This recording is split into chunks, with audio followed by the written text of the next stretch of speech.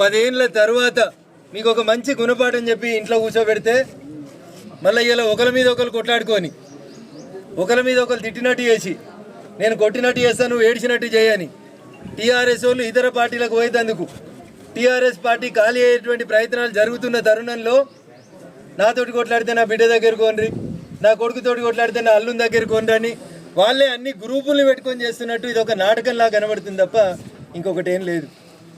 చెప్పాల్సి ఉండే నేను ఎవరో మధ్యవర్తులు వచ్చిరని ఇలా పేపర్లో చూసినాం. తండ్రికి బిడ్డకు మధ్యలో మధ్యవర్తులు ఎందుకు? నేరుగా మాట్లాడుకోవడానికి ఫోన్ ఉంది, ఫామ్ హౌస్ ఉంది, బిడ్డ వస్తా అంటే నాయన రానిస్తాడు కూడా.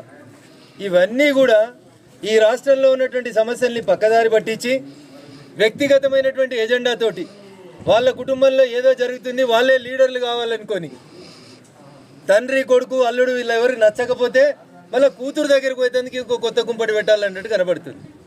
నాకు అవగాహన ఉన్న కాడికి నాకు అర్థమవుతున్న కాడికి చెల్లె కవిత ఆల్రెడీ మెంటల్గా ఫిక్స్ అయినట్టున్నది. టీఆర్ఎస్ పార్టీలోకి వెళ్ళి బయటికి పోదామని, సొంత ఎజెండా పెట్టుకుందామని, అక్క షర్మిలక్క చేసినట్టు పాదయాత్ర చేద్దామని, ఓ కొత్త పార్టీ పెట్టుకుందామని ఆమె డిసైడ్ అయినట్టు కనబడుతుంది.